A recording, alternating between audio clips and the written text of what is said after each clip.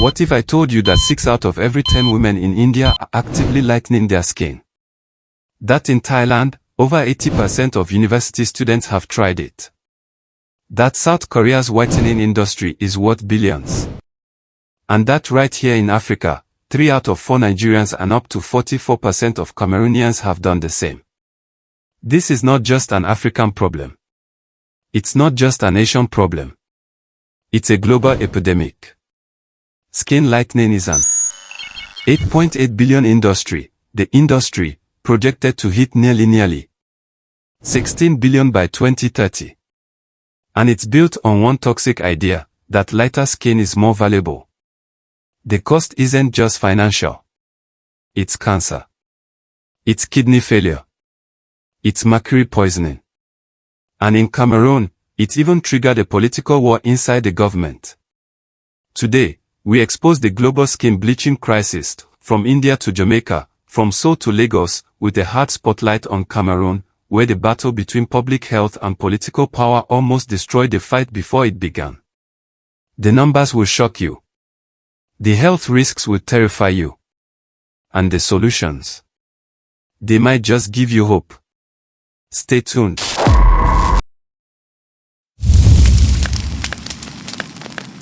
Skin lightening, also called skin bleaching, toning, or whitening, is the practice of using creams, soaps, injections, and even pills to reduce melanin in the skin. And it's everywhere. Let's be clear, this is a global crisis. In India, skin whiteners make up nearly 80% of the country's $1 billion dermatology market. 6 in 10 Indian women use them. In Thailand, over 83% of university students have tried skin lightening products. In China, whitening products dominate 71% of the skincare market.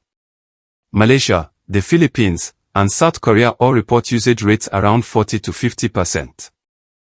In the Middle East, nearly 40% of Saudi women actively use skin whiteners. In the Caribbean, from Jamaica to the Dominican Republic, bleaching is deeply embedded in the culture. Latin America now accounts for nearly 17% of the global skin lightening market, with Brazil and Colombia leading the charge.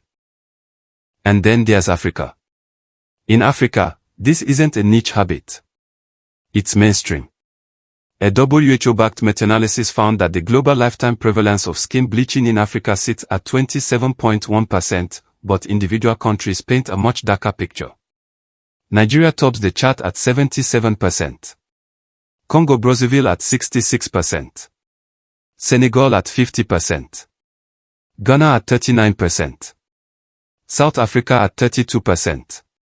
And Cameroon between 26% and 44% of the population. But here's the thing, this isn't just about wanting lighter skin. It's about centuries of colorism, colonial beauty standards, and a global industry projected to reach $15.7 billion by 2030, an industry that literally profits from self-hate. In this video, we're breaking down the shocking prevalence rates across Africa and the globe. While Cameroon is at the center of this crisis, the hidden economic cost, the political standoff that sabotaged the 2022 ban, the devastating health consequences, and most importantly, what can actually be done to stop it.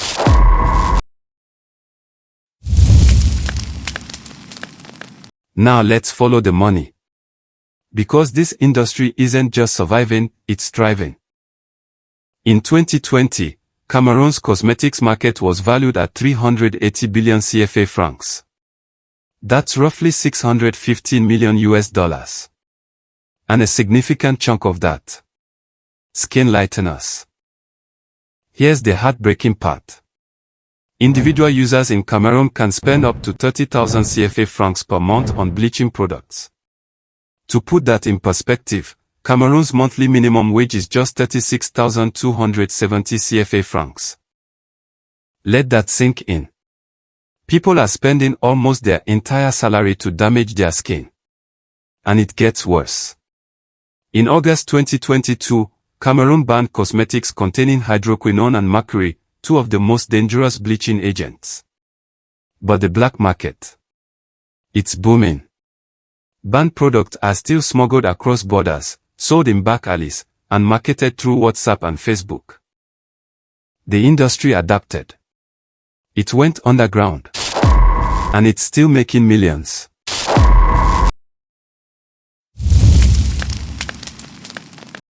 You'd think banning toxic chemicals would be uncontroversial. But in Cameroon, it triggered a full-blown political war at the highest level of government. On August 19, 2022, Cameroon's Ministry of Public Health officially banned the import, production, and distribution of cosmetic products containing hydroquinone, mercury, and topical corticosteroids. It was a bold move. Dr. Manouda Maleki even went into markets to personally destroy banned products. He was serious. But just weeks later, Prime Minister Joseph Dion Nguti stepped in and halted the whole operation. What followed exposed the complex web of legal, economic, and political fault lines inside the Cameroonian government. Here are the 4 battlegrounds of this administrative standoff. First, the jurisdictional tug-of-war. On August 2, 2022, Dr. Maleki issued a sweeping circular requiring mandatory sanitary conformity certificates for all imported cosmetics and food items before they could clear customs. But the Prime Minister's office, acting through his Secretary General, pushed back hard. In Cameroon's governance structure, regulating international borders, trade tariffs, and import clearance falls under the Ministry of Trade and the Ministry of Finance, Customs, specifically. Critics accused the Prime Minister of behaving like a heavy-handed super minister, stifling an essential public health initiative just to enforce strict bureaucratic hierarchies. But defenders argued he was preventing chaotic governance, stopping individual ministries from passing isolated border laws without interministerial coordination. Second, economic shock versus public health. The Prime Minister's office feared that blocking cosmetic and hygiene imports overnight would paralyze the broader retail sector. A sudden, complete halt risked immediate product scarcities, cross-border trade deadlocks at major ports like Douala, and severe price inflation for basic, everyday hygiene goods. But public health advocates fired back, accusing the Prime Minister of caving to pressure from the powerful corporate cosmetic lobby. They argued that prioritizing economic stability allowed dangerous, cancer-causing agents to flow through the country's ports under the guise of protecting trade. And here's where it gets even messier. One of the owners of the targeted companies, Nuron Fortson, the MP behind the brand Nourishka, defended her product as beauty drinks and claimed 124 samples were being tested in Cameroonian laboratories. Meanwhile, Dr. Maleki revealed he had received direct threats after announcing the ban. "You can't imagine the number of phone calls and threats I've received," he said in a televised interview. By mid-September 2022, the Prime Minister's office officially ordered Dr. Maleki to rescind his circular and adopt resolutions from an interministerial meeting instead. The fight was effectively over, and the black market won. So when you wonder why banned bleaching products are still everywhere in Cameroon, remember, it wasn't just corruption or weak enforcement. It was a political standoff at the very top.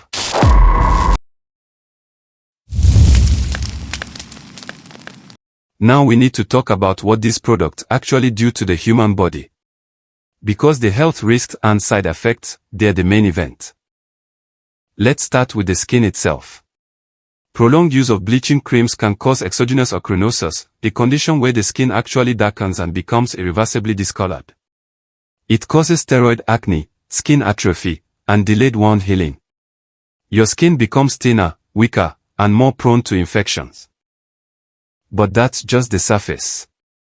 Many of these products contain corticosteroids, the same class of drugs used for severe inflammation. When absorbed through the skin in high doses, they can cause Cushing's syndrome, a hormonal disorder that leads to weight gain, diabetes, high blood pressure, and weakened bones. Mercury, found in many illegal lightening creams, is a neurotoxin. It damages the kidneys, disrupts the nervous system, and can cause irreversible brain damage. The World Health Organization has warned that mercury in skin lighteners is a serious public health threat. And then there's cancer. Hydroquinone, one of the most common bleaching agents, is a known carcinogen. Long-term use increases the risk of skin cancer, particularly in a continent where sun exposure is already intense and access to dermatological care is limited. A study in Cameroon found that only 0.5% of students had excellent knowledge of these harmful effects. 0.5%. People are poisoning themselves, and most don't even know how bad it is. At this point, you might be asking, why? Why would anyone risk all of this? The answer isn't simple. It's a cocktail of colorism, colonial legacy, social pressure, and economic aspiration. In many African societies, lighter skin is associated with beauty, privilege, and higher social status. It's woven into music, movies, and social media. It's in the casting choices for TV shows. It's in the algorithms that promote certain faces over others. Some women and men believe lighter skin will help them get jobs, attract partners, or gain respect. And the beauty industry has exploited this belief for decades. But here's what we need to understand: this isn't vanity. This is a symptom of a much deeper wound, a wound that says darker skin is less valuable. And that message didn't come from Africa. It came from centuries of colonialism, slavery, and globalized media that consistently devalues blackness. So if we want to solve this, we can't just ban products. We have to change the culture.